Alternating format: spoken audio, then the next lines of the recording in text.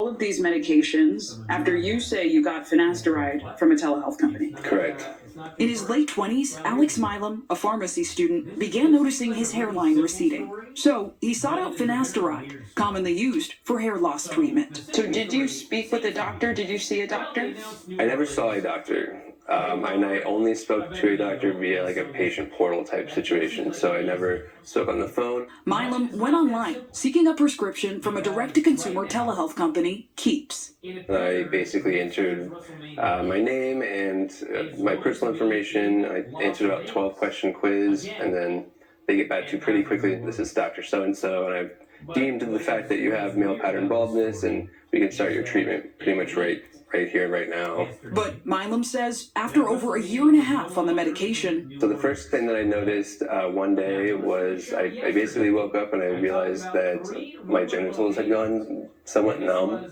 He gradually developed sexual dysfunction, insomnia, and anxiety. His symptoms growing so severe, he took a leave of absence from school. I've never actually heard of anyone starting that medication that early. They start finasteride on men as young as 18. I also see generate AI response. Right. Milam says he reached out to his telehealth provider, but replies were unhelpful. So he kept taking finasteride and ultimately was diagnosed by a different doctor with a rare condition, post-finasteride syndrome. Today, that medication and others remain widely marketed by direct-to-consumer telehealth companies, which make money by charging patients directly for virtual consultations, subscription plans, and medication sales. Unlike traditional healthcare providers, which have strict medical advertising regulations, they can directly market to consumers. Join us in the fight for a healthier America.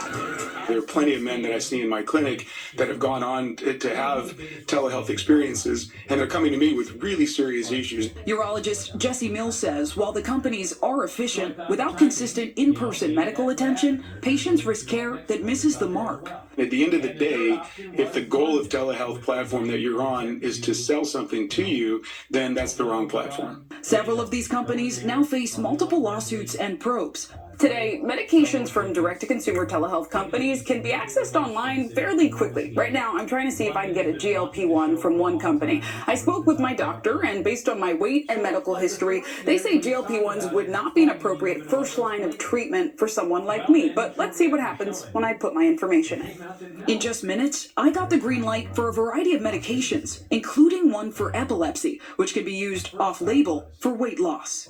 While more consumers turn to these companies for their medications, former users like Alex Milam warn of the risks. The now 32-year-old is back in pharmacy school, hoping his studies will one day help him find a cure for post-finasteride syndrome. How did it feel to realize that you had something with no cure? No, there's no words really. Just there's nothing. 30 Madison, the parent company of Keeps that Milam initially used to obtain his prescription, did not respond to multiple requests for comment. If someone was considering using a telehealth company to acquire a drug, what would you tell them? I would tell them, is it worth your life? Is it worth whatever you're trying to get, say a specific drug for, but especially a hair loss drug, is it worth your hair? I don't think so. And if you have used one of these platforms and